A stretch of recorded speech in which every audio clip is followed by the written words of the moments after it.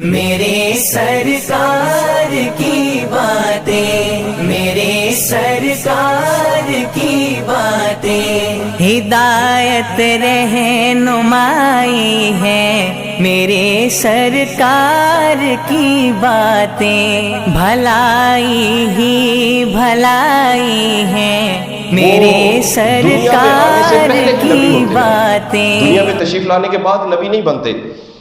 اللہ تعالیٰ جتنے بھی انبیاء کو بھیجتا ہے دنیا میں آنے سے پہلے ہی وہ نبی ہے، وہ کمال رکھتے ہیں، عبد کامل ہے۔ جتنے بھی نبی اللہ تعالیٰ دنیا میں بھیجتا ہے، وہ جتنے بھی نبی ہیں وہ دنیا میں آ کر نبی نہیں بنتے، دنیا میں آنے سے قبل ہی وہ نبی ہے۔ لیکن ہم جب پیدا ہوتے ہیں تو ہم اس لیے پیدا ہوتے ہیں کہ ہمارے پاس کمال نہیں ہے، ہم دنیا میں رہ کر کمال حاصل کریں، ہم دنیا میں رہ کر عبدیت کی شانیں حاصل کریں، بندگی کا نور حاصل کریں۔ ہمارے پاس کمال نہیں ہوتا، لیکن جو نبی آتا ہے وہ شانیں لے کر آتا ہے، وہ کمال کے اعلیٰ درجے پہ پہلے ہی ہوتا ہے، کیونکہ اس نے ہمیں کمال دینا ہوتا ہے، ہم بے کمال لوگوں کو کمال والا بنانا ہوتا ہے۔ جتنے بھی نبی آتے ہیں وہ دنیا میں آنے سے پہلے نبی ہوتے ہیں، کمال رکھتے ہیں، اور وہ ہمیں شانیں دینے آتے ہیں، کمال دینے آتے ہیں، کمال والا بنانے آتے ہیں۔ دنیا کے اندر اللہ تعالیٰ نے ہمیں بشر بنایا ہے، لیکن اس دنیا کی آزمائشوں سے اس لیے گزارا ہے، یہ غریبی، امیری، دکھ سکھ کی کیفیت، پریشانی، یہ خوشحالی، ان کیفیتوں سے اس لیے گزارا جاتا ہے تاکہ ہم بندے بن کر اپنے رب کی طرف لوٹیں، جانور نہ بنیں، ہمارے اندر وہ کمال آ جائے جو کمال حضور لے کر آئے ہیں، ہمارے اندر وہ کمال آ جائے جو کمال انبیاء لے کر آتے ہیں۔ وہ پہلے ہی کمال والے ہیں، لیکن ہمارے پاس کمال نہیں ہے، ہم دنیا میں آ کر کمال حاصل کرنا ہے۔ یہ دنیا کی آزمائشیں، یہ سارا کچھ اس لیے ہے کہ ہم بھی کمال والے بن جائیں۔ اب یہاں چند مثالیں میں آپ کے سامنے رکھنا چاہتا ہوں کہ جن لوگوں نے 50 سال گزارے، 90 سال گزارے، 100 سال، 200، 400 سال تک کی زندگیاں اس دنیا سے گزار کر چلے گئے، لیکن بندے نہیں بن سکے، وہ بندے بنے بغیر ہی اس دنیا سے چلے گئے۔ اللہ نے سب کو بشر بنایا ہے، لیکن کمال والے اس لیے پیدا فرمائے ہیں کہ ہم ان پر ایمان لا کر، ان کی تعلیمات پر عمل کر کے ہم بھی اپنے آپ کو کمال والا بنا لیں، ہم بھی اللہ کی بارگاہ میں جب جائیں تو اللہ کے بندے بن کر جائیں، اللہ کی جو عبدیت کی شان رکھی ہے، جو بندگی کی نورانیت رکھی ہے، اس کو حاصل کر کے جائیں۔ نوح علیہ السلام اپنے بیٹے کو ڈرا رہے ہیں، فرماتے ہیں بیٹا میری طرف لوٹ آؤ، اللہ کی طرف رجوع کر لو، ورنہ عذاب آ جائے گا، طوفان آ جائے گا، طوفان آنے والا ہے۔ بیٹا آگے سے جواب دیتا ہے، کہا جناب جتنا مرضی بڑا طوفان آ جائے میں تو پہاڑ پہ چڑھ جاؤں گا، بجائے اس کے کہ طوفان آنے والا ہے اللہ کی طرف رجوع کی جائے، عذاب دیکھ کر، اللہ کی نشانیوں کو دیکھ کر ڈرا جائے، اللہ کی طرف رجوع کی جائے، بندگی کا نور لیا جائے، عبدیت کی شان لی جائے۔ آگے سے طریقے نکال رہا ہے کہ میں تو ان طریقوں سے عذاب سے بچ جاؤں گا، ان طریقوں سے عذاب سے بچ جاؤں گا۔ سامنے عذاب دیکھ کر پھر بھی طریقے ڈھونڈ رہے ہیں کہ ہم تو ان طریقوں سے عذاب سے بچ جائیں گے، ان طریقوں سے۔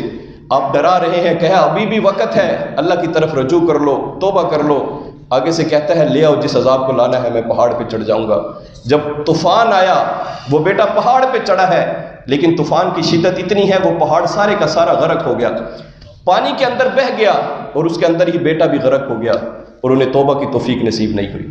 پیارے بھائیوں، آئے تھے بندے بننے، لیکن بغیر بندہ بنے ہی دنیا سے جا رہا ہے۔ نبی کا بیٹا ہے، نوح علیہ السلام کا بیٹا ہے، اور بغیر بندہ بنے اس دنیا سے جا رہا ہے۔ آئے تھے ہم کس لیے؟ کمال حاصل کرنے عبدیت کا، آئے تھے ہم نور لینے بندگی کا، لیکن سامنے دیکھ رہے ہیں اللہ کی نشانیاں ہے، دلیل ہے، روشنیاں ہے، اجالے لیے بغیر ہی اس دنیا سے جا رہا ہے۔ اللہ ڈرا رہا ہے عذاب دے کر۔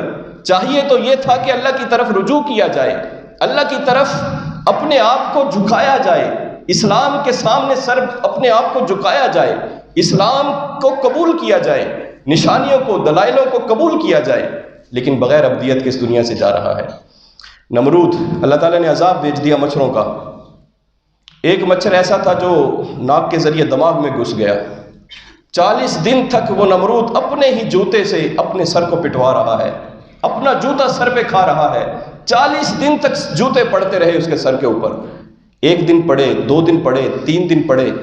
چاہیے تو یہ تھا کہ اللہ کی طرف رجوع کر لیتا، اللہ کی طرف رجوع کرتا، توبہ کرتا، دیکھ رہا ہے میرے اوپر عذاب آ رہا ہے، دیکھ رہا ہے کہ میں مصیبت میں پڑ گیا ہوں، لیکن کیا کیا؟ بغیر توبہ کیے ہی اس دنیا سے چلا گیا۔ فرعون کو دیکھ لیں، موسیٰ علیہ السلام نے کتنی نشانیاں دکھائی، بجائے اس کے کہ معجزات کو قبول کرتا، نشانیوں کو قبول کرتا، اللہ کی طرف آ جاتا، نشانیوں کو دیکھنے کے باوجود اڑا ہوا ہے، پانی میں غرق ہو گیا۔ نشانیاں سامنے دیکھ رہا ہے، اللہ کی نشانیاں آ رہی ہے، عذاب آ رہا ہے، بجائے اس کے کہ ابدیت کا نور لے لیتا، بندگی کا نور حاصل کر لیتا، بغیر بندہ بنے ہی جانوروں کی طرح اس دنیا سے جا رہا ہے۔ وہ نور ایمان کا حاصل ہی نہیں ہے۔ ابو جہل جنگ میں ہے، آقا علیہ الصلوۃ والسلام کے ایک غلام ابن مسعود مقابلہ کرنے کے لیے گیا، مقابلہ کرتے ہوئے زمین پہ گرا دیا، سینے پہ چڑھ گئے ہیں، اور سینے پر چڑھ کر قریب ہے کہ اس کی گردن اتار دیں۔ اب ابو جہل کو چاہیے تو یہ تھا کہ سامنے دیکھ رہا ہے کہ 313 حضور کے دیوانوں نے ہزاروں کے لشکر کو شکست دے دی ہے، یہ دین سچا ہے، حضور پر ایمان لا کر بندگی کا نور حاصل کر لیتا۔ آگے سے جواب کیا دے رہا ہے ابو جہل؟ ابو جہل کہہ رہا ہے سر کاٹنا ہے تو میرا سر ذرا گردن کے نچلے حصے سے کاٹنا، کہ جب مقتولوں کے سر پڑے ہوں گے تو میرا سر سب سے اونچا اور نمایاں نظر آئے گا۔ اس وقت بھی ناموری کی چاہت ہے، ناموری کی طلب ہے، شہرت کی طلب ہے، یہ نہیں کہ دیکھ رہا ہے نشانیاں، عذاب، 313 ہزاروں کے لشکر کو شکست دے رہے ہیں، بجائے اس کے کہ سچائی دیکھ کر، حقانیت دیکھ کر اسلام قبول کر لیتا، بندگی کا نور حاصل کر لیتا، بغیر بندہ بنے دنیا سے جا رہا ہے۔ اور ناموری کی چاہت ہے، دل میں خواہش یہ ہے کہ میرا گردن ذرا نیچے سے اتارنا، تاکہ جب مقتولوں کے سر پڑے ہوں تو میرا سر ان میں بھی نمایاں نظر آئے۔ پیارے بھائیوں، میں نے نوح علیہ السلام کے بیٹے سے لے کر ابو جہل تک کی مثالیں آپ حضرات کے سامنے دی ہیں، 4 لوگوں کی مثالیں دی ہیں جن کے سامنے اللہ کا عذاب نظر آ رہا ہے، جن کے سامنے نشانیاں ہیں، اس کے باوجود توبہ نہیں کر رہے، اللہ کی طرف رجوع نہیں کر رہے، بغیر ایمان لائے اللہ پر دنیا سے جا رہے ہیں۔ پیارے بھائیوں، آج کہیں ہماری بھی یہی حالت تو نہیں ہے؟ آج ہمیں بھی عذاب نظر آ رہا ہے، آج ہمارے سامنے بھی نشانیاں نظر آ رہی ہے پروردگار عالم کی، کہیں آج ہمارے دل بھی سخت تو نہیں ہو گئے، بجائے اس کے کہ ہم مسجدوں کی طرف آتے ہیں۔ خوش نصیب ہے آپ حضرات جو مسجدوں میں بیٹھے ہیں، میں ان کی بات کر رہا ہوں۔ اس وقت بھی دیکھ رہے ہیں کہ دنیا پوری کی پوری دنیا تباہی کی طرف جا رہی ہے، اس کے باوجود اللہ کی طرف رجوع نہیں کر رہے، اس کے باوجود ہمارے دل میں خوف نہیں ہے توبہ کا۔ پیارے بھائیوں، قرآن مجید اٹھا کر دیکھیں، سورہ مدثر کے اندر جب جہنمی دوزخ کے اندر جائیں گے، فرشتے سوال کریں گے ما سلککم فی سقر، کس چیز کے سبب سے جہنم میں آئے ہو؟ کہیں گے قالوا لم نک من المصلین وَلَمْ نَكُ نُطْعِمُ مِنَ الْمِسْكِينِ وَكُنَّا نَخُوضُ مِنَ الْخَائِضِينَ وَكُنَّا نُكَذِّبُ بِيَوْمِ الدِّينِ، یہ 4 علامتیں بیان کریں گے۔ جہنمیوں سے فرشتے پوچھیں گے ما سلککم فی سقر، کس چیز نے تمہیں جہنم میں ڈالا ہے، کس چیز کے سبب سے تم جہنم میں آئے ہو؟ کہیں گے ہم نماز نہیں پڑھتے تھے، کہیں گے ہم غریب اور مساکین کا خیال نہیں رکھتے تھے، وَكُنَّا نَخُوضُ مَعَ الْخَائِضِينَ، اور فضول کاموں میں جو پڑے ہوئے تھے ان کے ساتھ ہم بھی فضول کاموں میں لگ گئے تھے۔ آج پیارے بھائیوں، یہ 4 علامتیں ہمارے اندر بھی موجود ہے۔ چوتھی علامت وَكُنَّا نُكَذِّبُ بِيَوْمِ الدِّينِ، ہم نے آخرت کو بلا دیا تھا، جزا اور سزا کو ہم نے بلا دیا تھا۔ یہ 4 باتیں کہیں گے وہ جہنم والے دوزخی۔ سب سے پہلی بات کہیں گے کہ ہم مسجدوں سے دور ہو گئے تھے، ہم نے نماز چھوڑ دی تھی۔ پہلا کام وہ یہ کہیں گے کہ جہنم اس لیے پڑے ہوئے ہیں کہ ہم نے نماز چھوڑ دی۔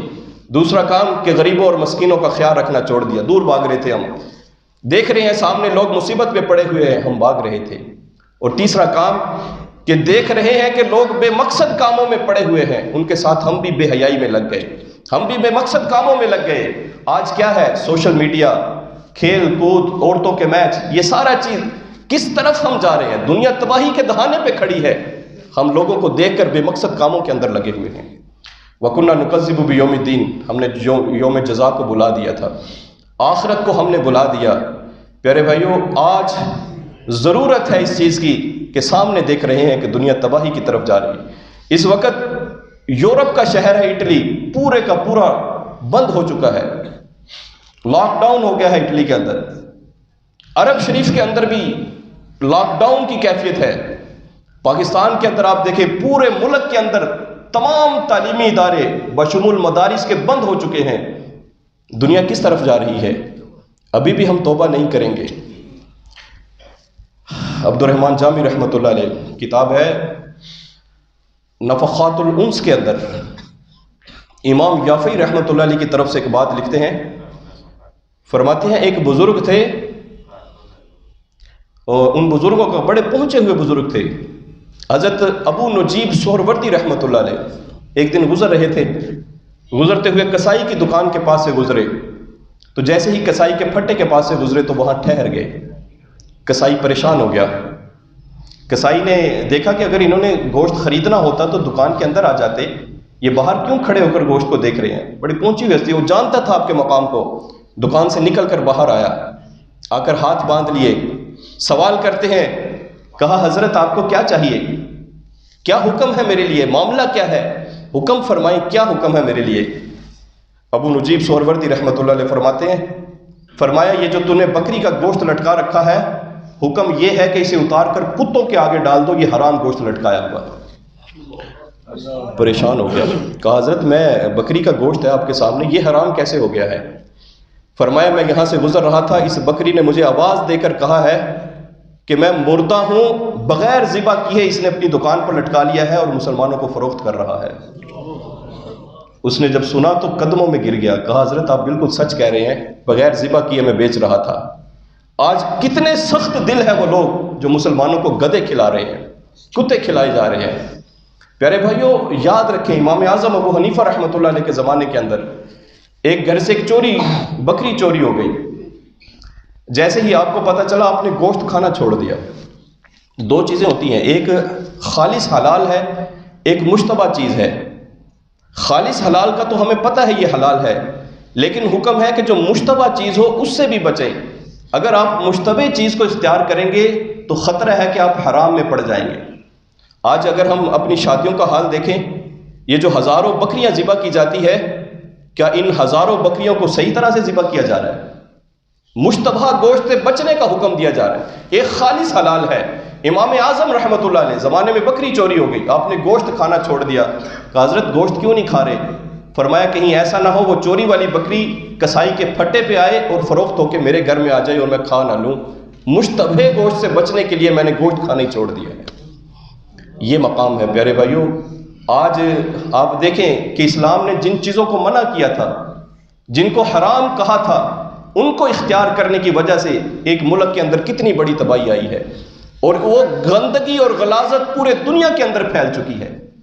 اسلام کی اب ضرورت تھی کہ ہم اسلام کے سامنے سر جھکا دیتے، اسلام کی سچائیوں کو تسلیم کر لیتے، اسلام کی باتوں کو مان لیتے کہ اسلام ہمارا کیا کہہ رہا ہے۔ میرے سرکار کی باتیں، میرے سرکار کی باتیں ہدایت رہنمائی ہے، میرے سرکار کی باتیں بھلائی ہی بھلائی ہے، میرے سرکار کی باتیں۔